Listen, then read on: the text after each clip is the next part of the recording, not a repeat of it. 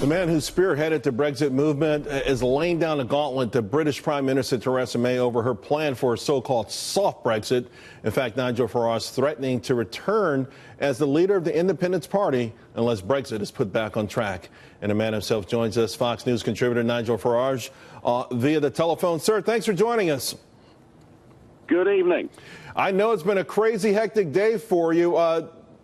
Just to remind the audience, there's been an avalanche of departures from May's cabinet, including Boris Johnson, who said that in his mind, Britain is, quote, headed for the status of a colony. Certainly that's not what you had in mind when you helped as one of the architects of the Brexit plan.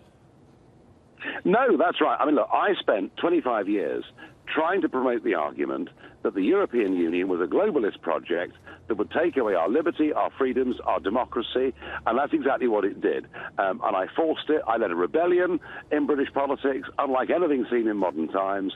I forced the Conservative government to give us a referendum, despite everything, all the big companies, President Obama, everybody coming and telling us not to vote Brexit. We voted Brexit. And I said, look, I'm not a career politician. I got into this to try and change our country's history. I felt I'd done it.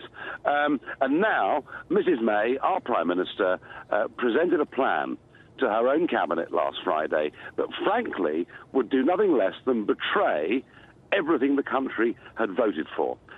Now, I was very critical over the weekend of Boris and others, saying, come on, guys, you can't just stand there and allow this to happen. And I'm delighted that Boris has said what he said.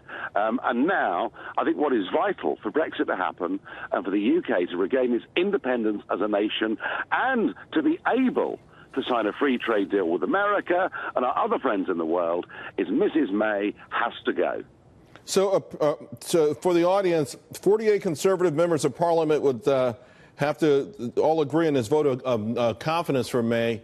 And a lot of people are saying that the clock is just ticking down, that there's probably not enough time or enough votes there.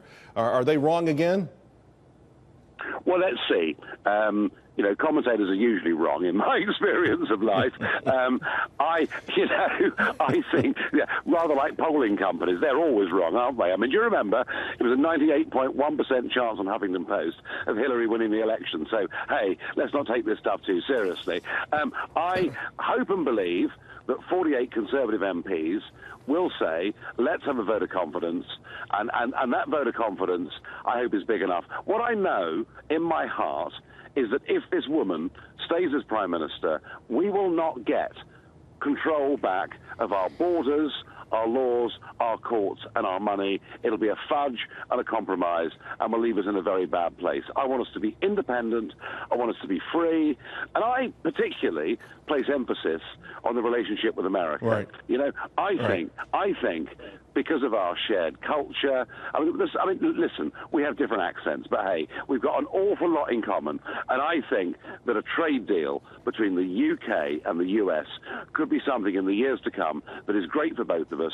We have to be free of the Brussels bureaucrats to do that. Nigel, Theresa May earlier put up a vigorous defense of her decisions. Let's let the audience take a listen to it, and I want to get your reaction. Yeah. I'm sorry, we don't have that. It was in the House of Commons. I'm sure you, though, probably heard her defense of her decision making. Yes. What do you think is driving her? And is this just a reminder that the establishment elites on both sides of the Atlantic have such deep pockets and such powerful connections that they're going to be tough to truly ever move out of the way? Look, let's be honest. Brexit, Trump, and now the Italian elections of this year. These are three major global shocks that the globalists, the big businesses, the multinationals, the career politicians, they don't accept it. They try to find excuses for why it happened. They dream up stories of Russian collusion. They accuse us all of lying. The truth of it is they want to keep the world as it is, and the people want change. They're trying to stop change, and sadly, in my country, despite this revolution called Brexit, the person that became Prime Minister was one of the Remain campaign. And she is now playing a highly duplicitous role.